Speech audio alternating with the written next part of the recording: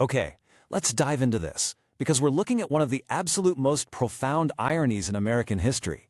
Think about it. Abraham Lincoln was arguably the most protected man in the country. The Civil War had just ended. This is a guy who survived 4 brutal years of war, countless death threats, and highly organized plots to kill him.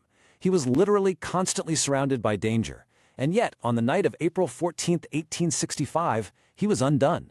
Not by some master military strike, no, but by a totally mundane 5-minute gap in security. That tiny window of time where he was completely unprotected is the whole story of how a single bullet completely changed history. On one hand, you've got 4 years of open warfare, right? Armies marching, an entire nation completely torn apart, assassins trying day and night to figure out how to get to the commander-in-chief. And Lincoln survived the whole shebang. But the barrier didn't break during the war. It broke when the war was over. For this tiny, fatal window of just about 5 minutes, the President of the United States was left completely 100% unguarded. To put that into perspective and really understand the gravity of this moment, we have to look at the mood of the country. 600,000. That is the immense, staggering human cost of the Civil War. Over 600,000 lives lost. And you have to remember, the war had just officially ended a mere 5 days prior. The country was exhausted, they were deeply traumatized, but they were finally starting to breathe again. So there was just this immense weight on Lincoln's shoulders to lead this incredibly fragile, unprecedented national healing process. Part 1. The Unprotected President. So that massive feeling of relief from the end of the war, well, Lincoln felt it too. The mood in Washington was shifting, and the heavy burden was finally beginning to lift. He was actually so exhausted from the ordeal of the war that on the night of April 14th, he almost just stayed home. But wanting to please the public who really wanted to see their victorious leader, he decided to go out to a performance of the comedy Our American Cousin at Ford's Theater. Now, what's really interesting about this slide is the micro-level failure here. Lincoln wasn't supposed to be unprotected. He had a guard.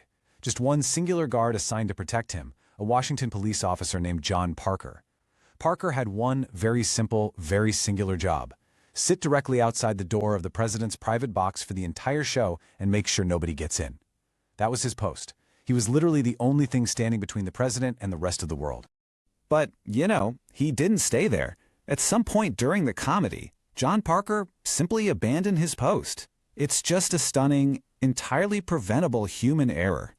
History tells us he might have moved to get a better view of the play from a different seat. Or maybe he just wandered off to a nearby saloon to grab a drink. Whatever the reason, that seat outside the president's box sat empty. Nobody noticed, nobody fixed it, nobody replaced him. The only door to the President of the United States was left totally unmonitored. And that brings us to the man who walked right through that unmonitored door, John Wilkes Booth. Obviously, today, we know him as an assassin, but that night, he was a famous face. He was a highly recognized, celebrated actor. He wasn't some stranger sneaking into Ford's Theater. He was practically royalty there. So when he walked through the theater, the staff recognized him and just let him pass without a single question.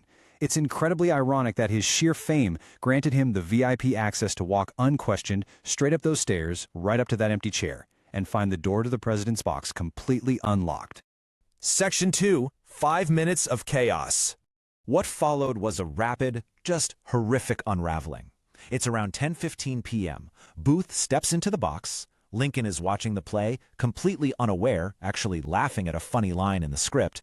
The theater is roaring with the audience's laughter, which perfectly masks Booth's footsteps as he steps up right behind the president. Moments later, he raises a small pistol and fires a single point-blank shot into the back of Lincoln's head.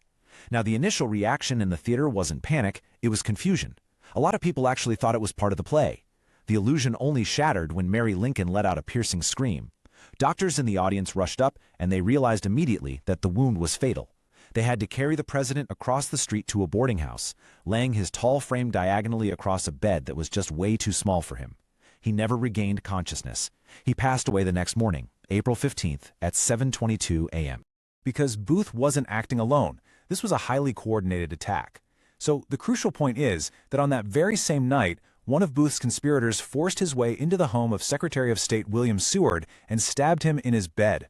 Imagine being a government official in Washington right then.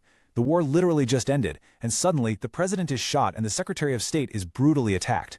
In those first few confusing hours, they were absolutely terrified this wasn't just a single murder, but a massive decapitation strike designed to take down the entire, highly vulnerable American government in one swoop. Section 3. A permanent security shift. Because ultimately, Lincoln's murder changed security forever. Immediately, of course, there was a manhunt, the largest in American history up to that point. 12 days. It took thousands of soldiers searching for 12 long days before John Wilkes Booth was finally cornered and killed in a Virginia barn.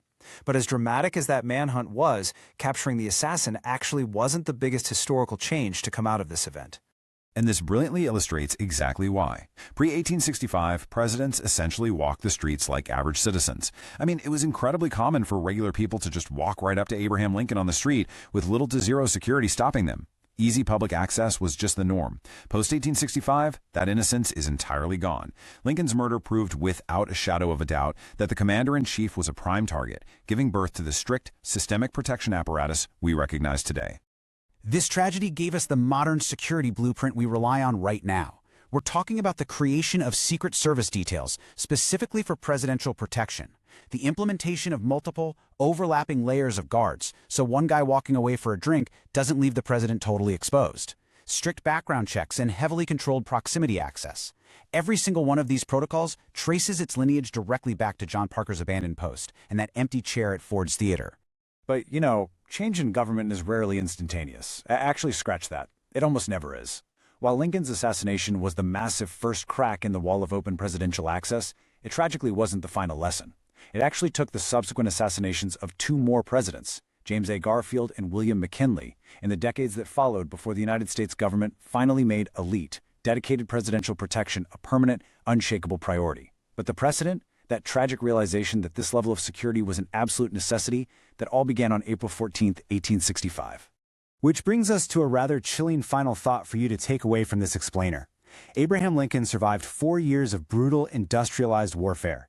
He survived marching armies and highly organized plots, but he didn't survive a single empty chair for 5 minutes. Massive threats, the ones that literally change history, they don't always announce themselves with trumpets, do they? Often they slip through the small, mundane, everyday gaps. It leaves you wondering about our modern world, with all our incredibly advanced security. What is the one moment nobody is watching today?